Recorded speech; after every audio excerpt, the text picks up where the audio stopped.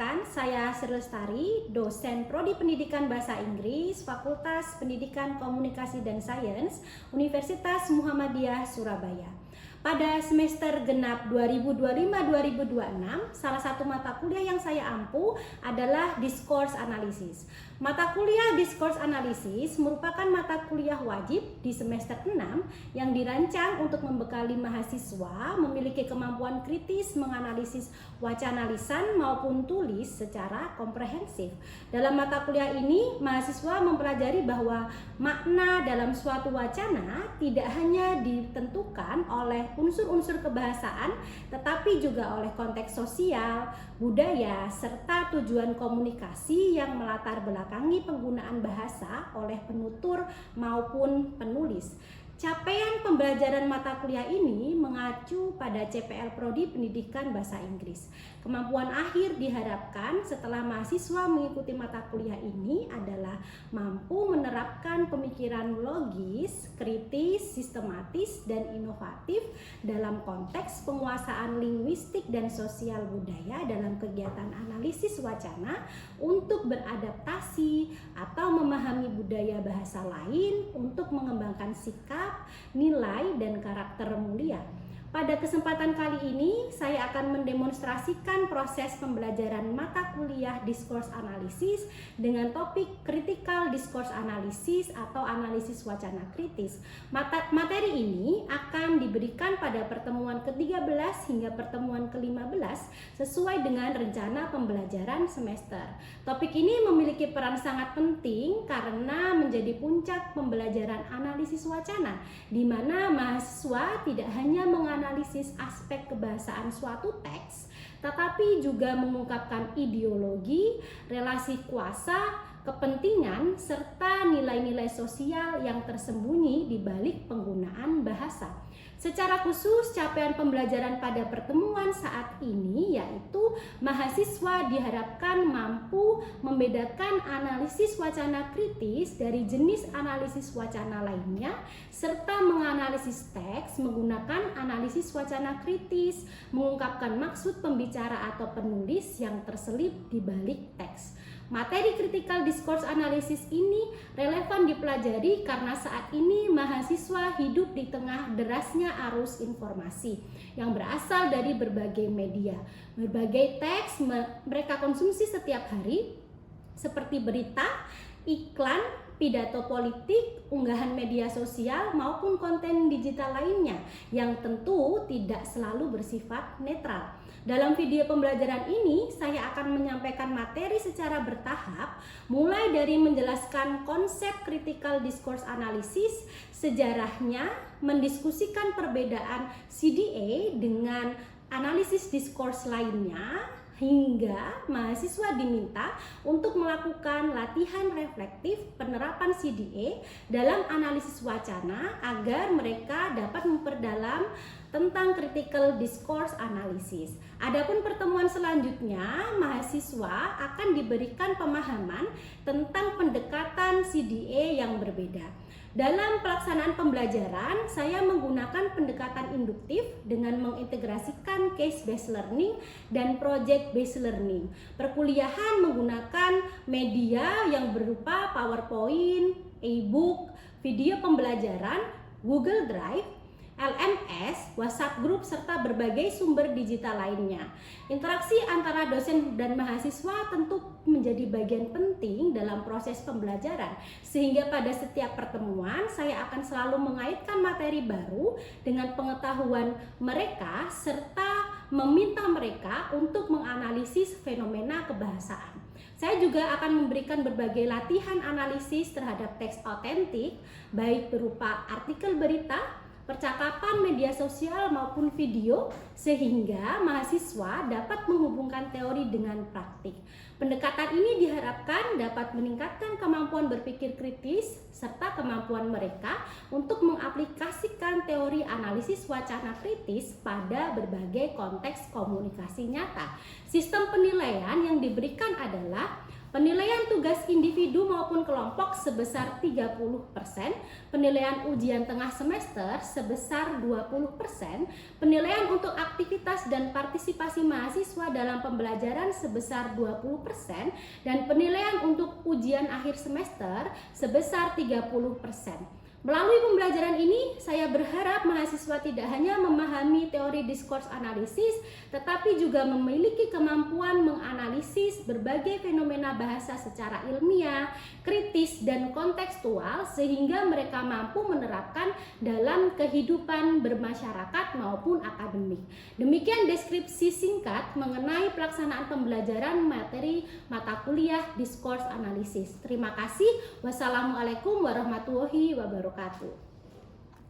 Bismillahirrahmanirrahim. Assalamualaikum warahmatullahi wabarakatuh. Waalaikumsalam warahmatullahi wabarakatuh. Okay, good afternoon everyone. How are you today? Fine. Fine. Okay, so before we start our lesson today, let's recite basmalah together. Bismillahirrahmanirrahim. Yeah, okay, everyone. So we will discuss, or we will continue our discussions, yeah, from the last week meetings. That is, we will discuss about this one, yeah, critical discourse analysis. Yeah, this is our 14 meetings, yeah, which means that this is the last 2 meetings, yeah, for today's. Now, so before we continue our discussions, let's review about this one, yeah. So last week we discussed about what? Conversations, analysis, yeah. Our spoken discourse, yeah. So what is spoken discourse?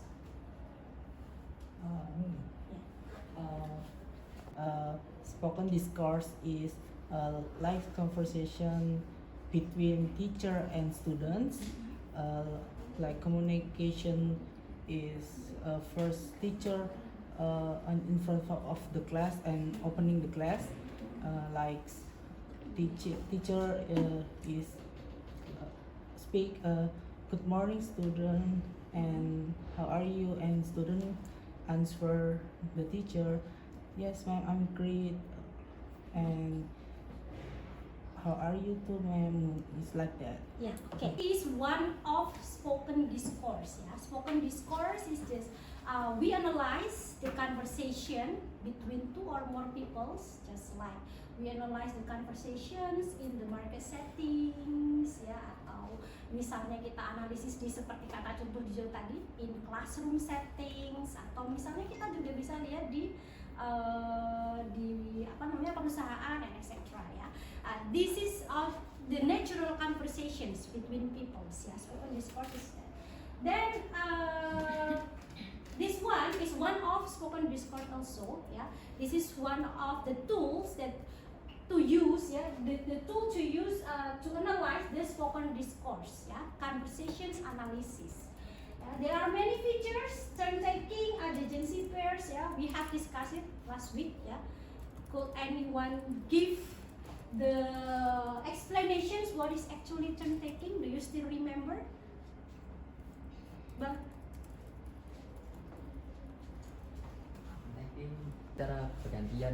Yeah, good job. Ya, turn taking is actually tadi ya, like Iqbal said, berbicara, and then the turn taking, the apa istilahnya ya, bergiliran, atau kalau di dalam bahasa discourse adjacency pairs, ya, between 2 speakers or more. Ya.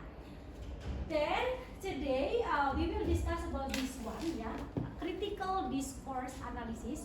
One of the tools, ya, in discourse analysis approach, ya, which means this is the newest tools, ya, in discourse, ya. So the first one we will discuss about CDA. What is actually a CDA? What is the difference between CDA and the other approach that we have discussed, ya? What is the history of CDA, and also the ideas, ya, the theories, ya, the theories in the CDA from Fairclough, and then Van Dijk, Wodak, and the next is we will practice, ya, to analyze the ideology, power, and hegemony discourse. Okay, everyone. So, what is the discourse? What kinds of discourse in the Compass? It's Written. How about the advertisement? And the campaign poster? It's written. It's written. Campaign poster consists of written discourse. Yeah. So, what do you think about this discourse? Do you think the language is only to convey the information, or they have the functions beyond that? They have function. They have function beyond that. What do you think? What kinds of functions, Gabriela? I think even from written or spoken. Okay. There may be meaning is the demonstrations, and the second one is also demonstrations. Yang pertama dari Kompas, yang satunya dari Tempo. Ya, you can see the headline is mahasiswa gelar aksi menyampaikan aspirasi di depan DPR. What do you think about this headline? Yeah, is this taking the same event? Yes. Yeah, they are taking the same event, but how about the sums of the headline? Which one is positive? Which one is negative? Madi, Left one. the left one. Why do you think? Because only menyampaikan aspirasi doang. Ya, menyampaikan aspirasi itu positif ya. Ya, How about this one? negative one. Negative one. Which words that you think it's actually convey the negative? The tempo one. The tempo. One. Mana kata yang kira-kira dia terlihat negatif? Ambiguous. Ambiguous, oke. Kepung itu ya? Ya. Ya, kepung. Ya, oke. So, from these examples, you can see that actually language can influence our opinion. BBC said hundreds killed in Gaza. Al Jazeera said Israeli attacks kill hundreds in Gaza.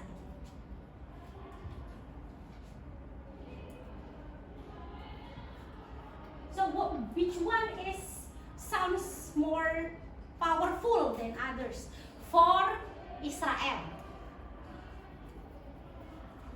Yang mana yang lebih powerful? Apakah yang BBC atau Gaza yang terlihat memihak Israel?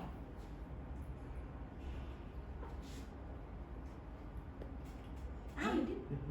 BBC. What do you think, Madi? Hundreds kill. Jadi kalau semuanya sama berarti netral dong semuanya. Medianya netral dong. Do you think like that? Almost. Almost. Tema is actually the subject of the sentence, subject of the topics, the center, centernya ya, topik utamanya. Tapi kalau rema itu topik pendukung atau kalimat pendukung atau informasi tambahan istilahnya. Nah, so this one, the words in the BBC, is it active or passive? pasif. Pasif ya. Kalau di Al Jazeera aktif apa pasif? Aktif. Aktif. Aktifnya Israeli attacks kill hundreds of in Gaza. Subjek utamanya adalah Israeli. Kalau yang ini subjek utamanya adalah yang BBC.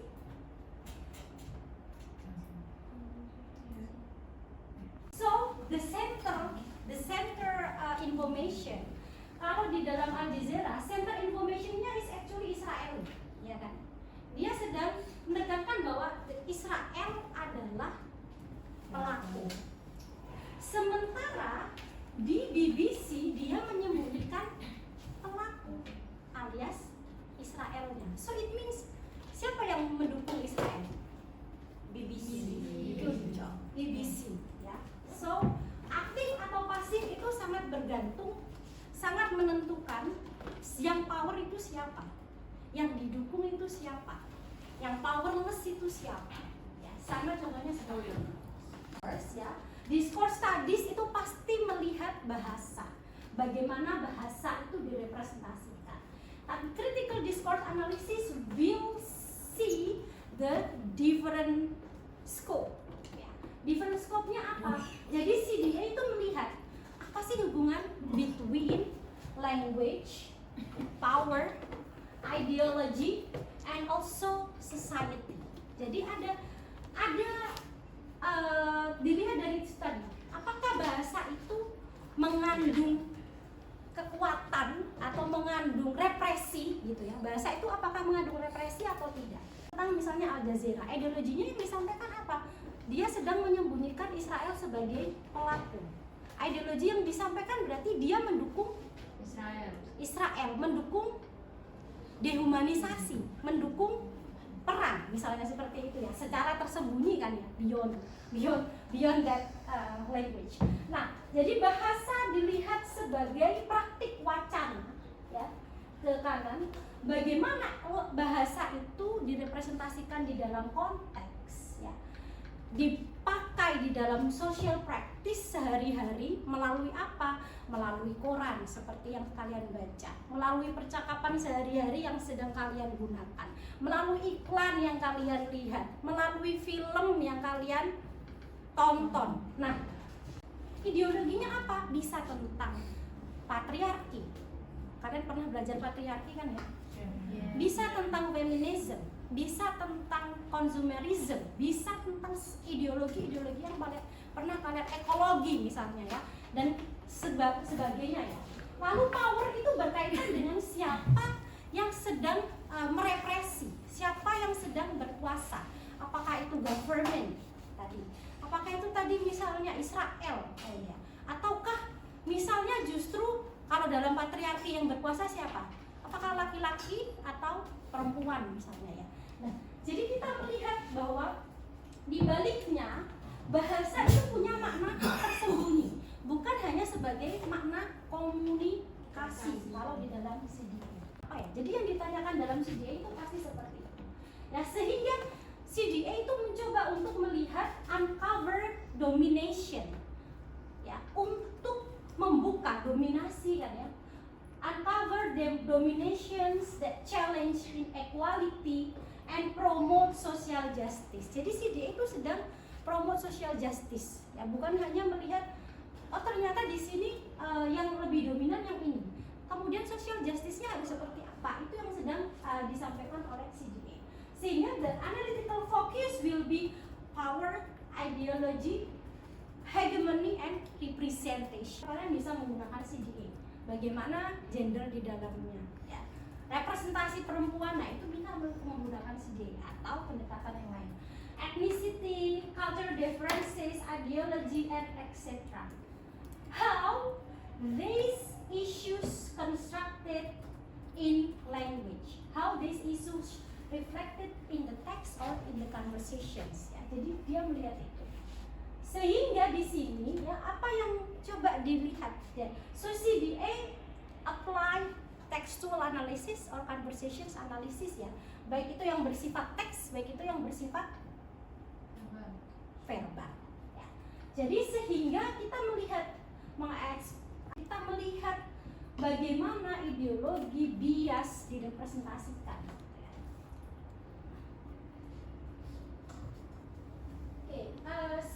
This is the history of CDA. Kenapa kok CDA muncul gitu ya? Jadi CDA itu muncul pertama kali karena apa? Karena orang merasa bahwa kok bahasa itu hanya dilihat sebagai alat komunikasi. Pasti pernah kalian Marxisme ya.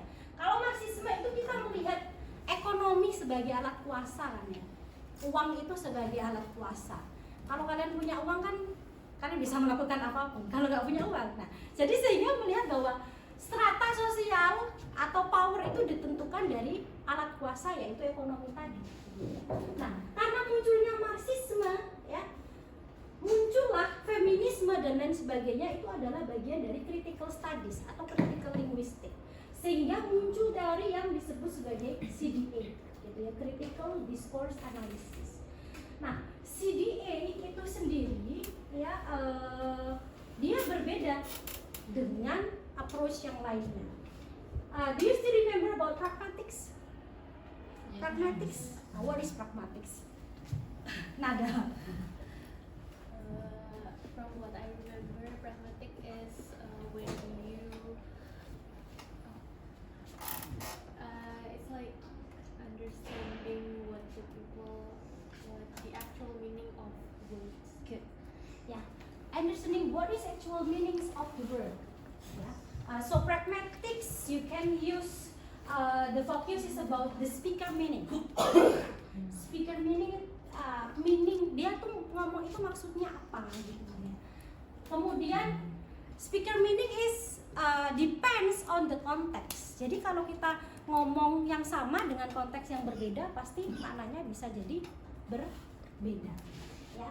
Kemudian masih ingat tentang conversations analysis ya, tadi kita sudah bahas bersama. Jadi dia juga melihat meaning, tapi di dalamnya ya. Kalau dalam conversations analysis ya, kita melihat how the talk ya exchange to each other. Jadi dia lihat talk interactions gitu ya, sequential of the talk gitu ya. Kemudian kita juga melihat konteksnya di balik talk. Lalu kemudian ada simbol-simbol yang kemarin saya tunjukkan ke kalian, masih ingat ya? Ada kalau dia diam berarti pause. Kalau pause itu simbolnya adalah titik misalnya. Titik berapa detik misalnya. Itu adalah conversation analysis. Jadi di baliknya bukan sekedar kita melihat meaning, tapi melihat bagaimana ya. Jadi grammarnya itu bagaimana. Misalnya kalau dia aktif, dia pasif dan seterusnya. Lalu kemudian di teks itu juga terlihat bagaimana stylistik. Maksudnya stylistik is the word choice ya, bagaimana pilihan bahasanya. Lalu kemudian the social norm ya, social norms di baliknya seperti apa? Norma sosial yang ada di dalam teks yang sedang ditunjukkan seperti apa ya. Lalu CDA. Nah, perbedaan dari semuanya, mereka tidak melihat bagaimana power relation, bagaimana ideologi, bagaimana social identity, ya, and then how the meaning, tidak hanya meaning, but actually the power relation, identity, kemudian repressions, ya, and any others that sebenarnya itu tidak menunjukkan keteraturan atau kesetaraan sosial, gitu ya. Jadi CGS coba untuk melihat itu. Nah, Kalau ngomong keras, Warung Madura. warung Madura. Kalau kalian melihat orang Jawa, dalam pikiran kalian apa? kalem, Soft spoken. Manis, soft spoken. Asik. Manis. Makasih. Oke. Tahu bedanya ya? Saat kalian melihat orang Madura dan saat kalian melihat orang Jawa. That means social cognition. Bagaimana dalam kerangka pikir kita, sebelum kita mengenal orang Madura tuh kita sudah beranggapan seperti itu. Ya. Jadi banyak orang akan menganggap itu yang disebut sebagai stereotype. Stereotype itu memandang negatif sesuatu hal, entah itu suku, entah itu tokoh dan lain sebagainya. Itu yang disebut sebagai stereotyping. Nah, Van Dijk mencoba untuk melihat ini, bagaimana mental cognitions itu ternyata, social cognitions itu ternyata berpengaruh dengan cara kita melihat sesuatu. Nah, itu inti dari CDA adalah how we see the language to convey ideology, apalagi power, ya, dominations, hegemony, ya. Jadi sehingga kita melihat bahasa itu sebagai sesuatu hal yang language is not nature. Bahasa itu nggak netral karena bahasa itu punya kuasa.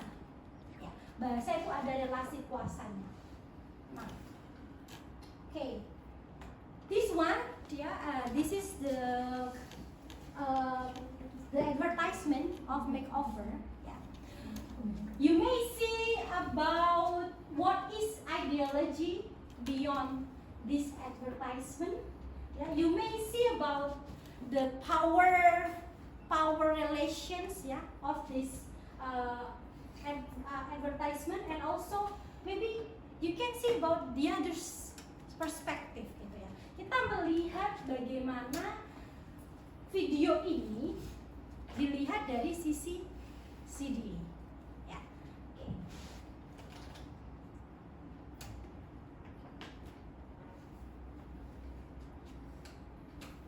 Ada yang pakai makeover? Oh iya. Makeover satu brand Indonesia kan? Oh betul.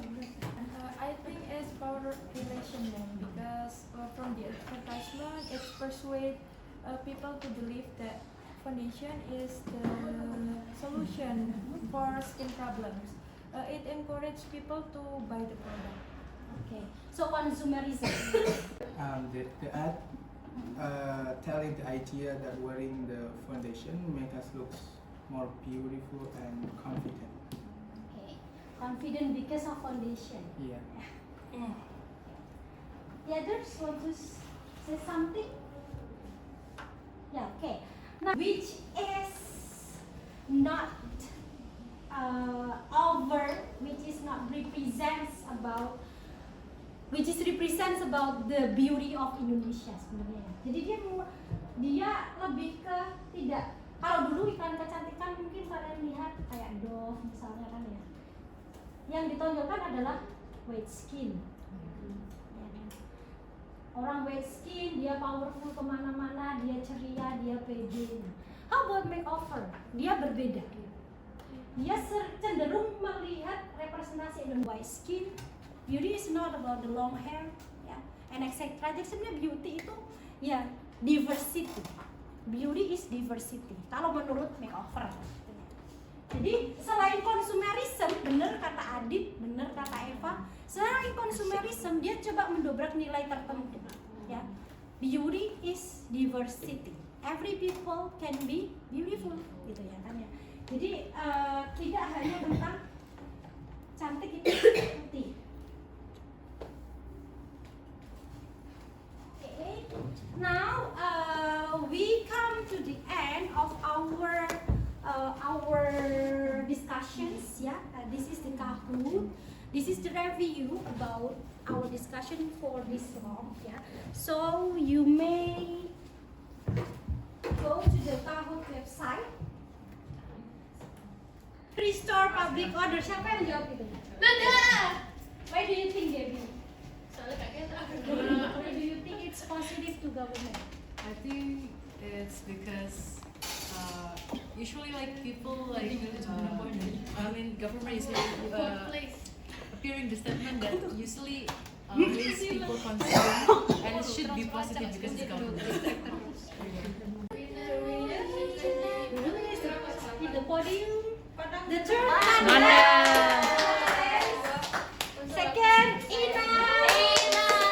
And the winner is Gabriel.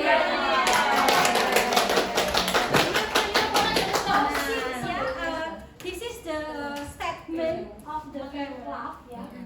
This one is really famous. Yeah. So Fair Club think that actually language is a social practice. Jadi dia bicara bahwa sebenarnya karena dia adalah praktek sosial, maka bahasa itu bukan hanya sebagai alat komunikasi, tapi bahasa juga alat untuk mempengaruhi. Ya, itu menurut Fair Club. Jadi for now on, don't just read the text, ya. Don't just think that the text is actually neutral, but text there are power behind text. Ya. Jadi ada power relations dari teks, power relation dari ketika Anda berbicara dengan orang lain. Okay. Thank you everyone for today's meetings. Let's close our meetings today by reciting Hamdalah. Alhamdulillah.